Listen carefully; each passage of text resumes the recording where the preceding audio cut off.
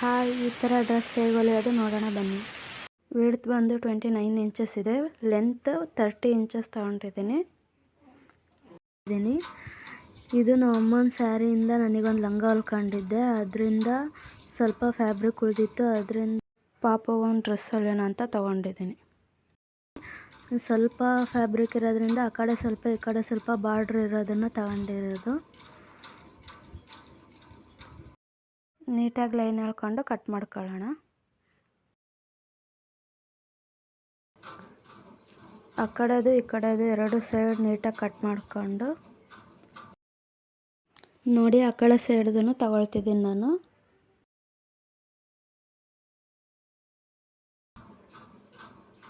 ಎರಡು ಸೈಡ್ ನೀಟಾಗಿ ಕಟ್ ಮಾಡ್ಕೊಳ್ರಿ.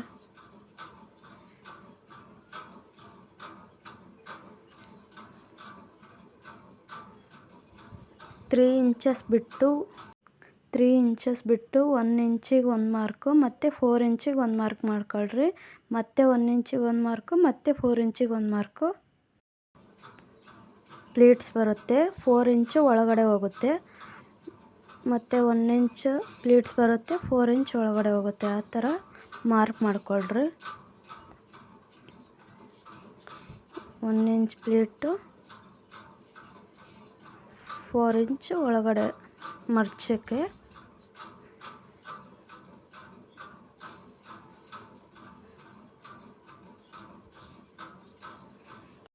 ಆ ಬಟ್ಟೆಗೂ ಈ ಬಟ್ಟೆಗೆ ಎರಡಕ್ಕೂ ಸೇಮ್ ಮಾರ್ಕ್ ಮಾಡ್ಕೊತಿದ್ದೀನಿ.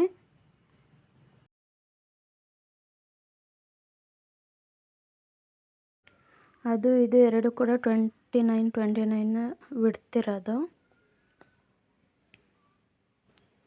16 ಪ್ಲೀಟ್ಸ್ ಬರುತ್ತೆ ಟೋಟಲ್. ಅಷ್ಟು ಒಂದೊಂದು ಇಂಚಿಗೆ ಇಟ್ಟು 4 ಇಂಚು ಒಳಗಡೆ ಮರ್ಚಿದ್ರೆ. ನೋಡ್ತಿದ್ದೀರಲ್ಲ ಹೇಗಿದೆ ಮಾರ್ಕ್ ಮಾಡಿರೋದು.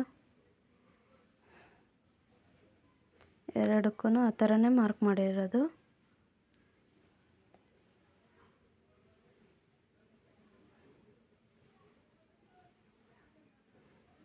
ಈಗ ಸ್ಟಿಚ್ ಮಾಡೋಣ. ನೋಡಿರಿ ಯಾವ ಥರ ಮರ್ಚುತ್ತಿದ್ದೀನಿ ನಾನು. ಆ ಥರ 4 ಇಂಚನ್ನ ಒಳಗಡೆ ಹಾಕಿ 1 ಇಂಚದ ಪ್ಲೀಟ್ಸ್ ಬರೋ ಥರ ಮರ್ಚ್ಕೋಬೇಕು, ನೀಟಾಗಿ ಜೋಡಿಸ್ಕೋಬೇಕು.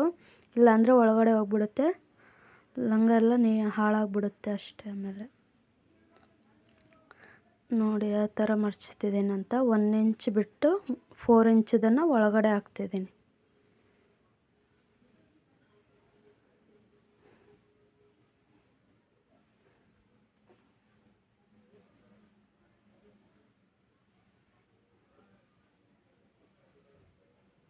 ನೀಟಾಗಿ ಜೋಡಿಸಿಲ್ಲ ಅಂದರೆ ಅದು ಹಾಳಾಗೋಗುತ್ತೆ ಲಂಗ. ಅದಕ್ಕೆ ನೀಟಾಗಿ ಜೋಡಿಸ್ಕೊಂಡು ಹೊಲಿರಿ.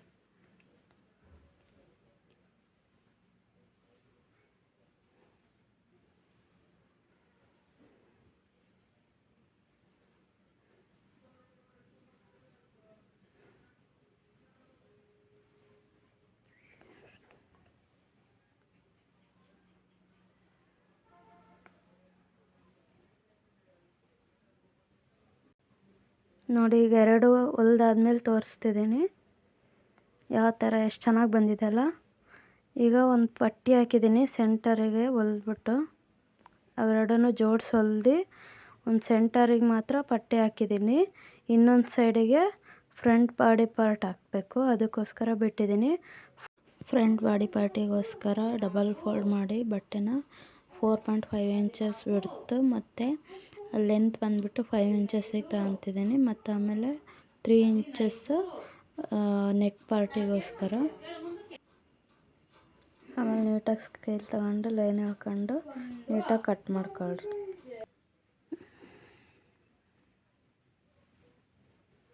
ನೋಡಿರಿ ಯಾವ ಥರ ಮಾರ್ಕ್ ಮಾಡಿದ್ದೀನಿ. ವಿ ಶೇಪ್ ಕೊಟ್ಟಿದ್ದೀನಿ ನೆಕ್ಕು. ಆ ಕಡೆ ಸೈಡು ಹಾರ್ಮೋಲಿಗೆ ತೆಗೆದಿದ್ದೀನಿ. ಸ್ವಲ್ಪ ಹಾಗೆ ಸುಮ್ಮನೆ ಮಾರ್ಕ್ ಮಾಡಿರೋದು.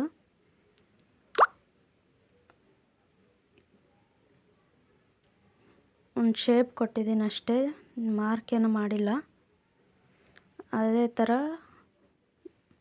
ಲೈನಿಂಗ್ ಬಟ್ಟೆ ಮೇಲೆ ಇಟ್ಕೊಂಡು ನೀಟಾಗಿ ಅದು ಹೆಂಗಿದೆಯೋ ಹಂಗೆ ಮಾರ್ಕ್ ಮಾಡ್ಕೊಂಡು ಕಟ್ ಮಾಡ್ಕೊಳ್ರಿ.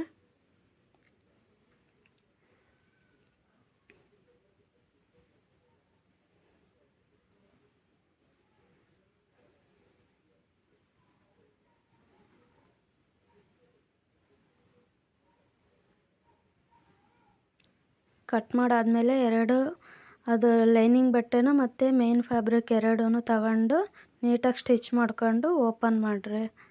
ನಾನು ತೋರಿಸಿರೋ ಥರ ಎಲ್ಲಿಂದ ಎಲ್ಲಿಗೆ ಸ್ಟಿಚ್ ಮಾಡಿರಿ ಅಂತ ತೋರಿಸಿದ್ದೀನಿ, ಅಲ್ಲಿಂದ ಅಲ್ಲಿಗೆ ಮಾತ್ರ ಸ್ಟಿಚ್ ಮಾಡಿ ಓಪನ್ ಮಾಡ್ಕೊಳ್ರಿ. ನೋಡಿ ಓಪನ್ ಆದಮೇಲೆ ಹೇಗಿದೆ. ಓಪನ್ ಮಾಡಾದ್ಮೇಲೆ ನೋಡ್ರಿ ಹೇಗಿದೆ. ಇದಕ್ಕೆ ಬ್ಯಾಕ್ ಪಾರ್ಟಿಗೋಸ್ಕರ ಅದೆಷ್ಟಿದೆಯೋ ಫ್ರಂಟ್ ಪಾರ್ಟ್ ಅದರಲ್ಲಿ ಸ್ವಲ್ಪ ಮಾರ್ಕ್ ಮಾಡ್ಕೊಂಡು ತಗೊಂಡಿದ್ದೀನಿ.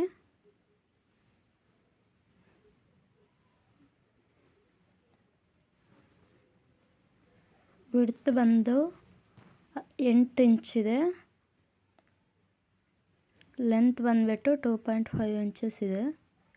ನೀಟಾಗಿ ಲೈನಿಂಗ್ ಮೇಲಿಟ್ಟು ಮಾರ್ಕ್ ಮಾಡಿ ಕಟ್ ಮಾಡಿರಿ.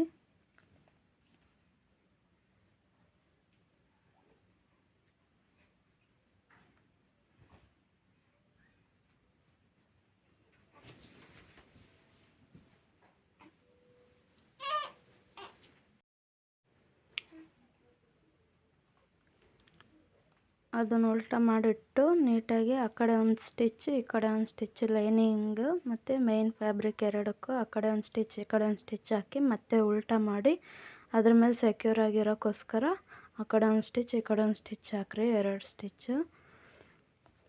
ಮತ್ತು ಆಮೇಲೆ ಫ್ರಂಟ್ ಬಾಡಿ ಪಾರ್ಟ್ ಮೇಲೆ ಇಟ್ಟು ನೀಟಾಗಿ ಆ ಕಡೆ ಒಂದು ಸ್ಟಿಚ್ ಈ ಕಡೆ ಒಂದು ಸ್ಟಿಚ್ ಹಾಕಿ ಹೊಲಿಯಿರಿ. ವಿಡಿಯೋದಲ್ಲಿ ತೋರಿಸಿರೋ ಥರ ಆ ಕಡೆ ಒಂದು ಸ್ಟಿಚ್ಚು ಈ ಕಡೆ ಒಂದು ಸ್ಟಿಚ್ 2 ಸ್ಟಿಚ್ ಹಾಕಿ ಉಲ್ಟಾ ಮಾಡಿರಿ. ಈ ಥರ ಎಷ್ಟು ಚೆನ್ನಾಗಿ ಬಂದಿದೆ ಅಲ್ಲ, ನೋಡಿರಿ ಎಷ್ಟು ಚೆನ್ನಾಗಿ ಬಂದಿದೆ. ಆಮೇಲೆ ಲಂಗ ತಗೊಂಡು ಬೆಲ್ಟ್ ಹಾಕಿರೋ ಸೈಡ್ ಬಿಟ್ಟು ಇನ್ನೊಂದು ಸೈಡು ಹಾಕಿರ್ಲಿಲ್ವಲ್ಲ ಆ ಸೈಡ್ ಥರ ತಗೊಂಡು ಬಾಡಿ ಪಾರ್ಟ್ನ ಇಕ್ಕಿ ನೀಟಾಗಿ ಅಲ್ಲಿ ಹೊಲಿಗೆ ಹಾಕ್ರಿ. ವಿಡಿಯೋದಲ್ಲಿ ತೋರಿಸಿರೋ ಥರ ನೋಡಿರಿ ಯಾವ ಥರ ಬಂದಿದೆ. ಆ ಥರ ಹೊಲಿಗೆ ಹಾಕಾದ್ಮೇಲೆ ನೋಡಿ ಎಷ್ಟು ಚೆನ್ನಾಗಿ ಬಂದಿದೆ. ಫುಲ್ ರೆಡಿ ಆಯಿತು. ಮತ್ತು ಇವಾಗ ಬ್ಯಾಕಿಗೆ ಹುಕ್ಸ್ ಹಾಕೋಕ್ಕೋಸ್ಕರ ಇಲ್ಲಿ ಸೆಂಟರಲ್ಲಿ ಕಟ್ ಮಾಡಿ ನೋಡಿ ಸೆಂಟರಲ್ಲಿ ಕರೆಕ್ಟಾಗಿ ಮಾರ್ಕ್ ಮಾಡ್ಕೊಂಡು ಕಟ್ ಮಾಡ್ಕೊಳ್ರಿ.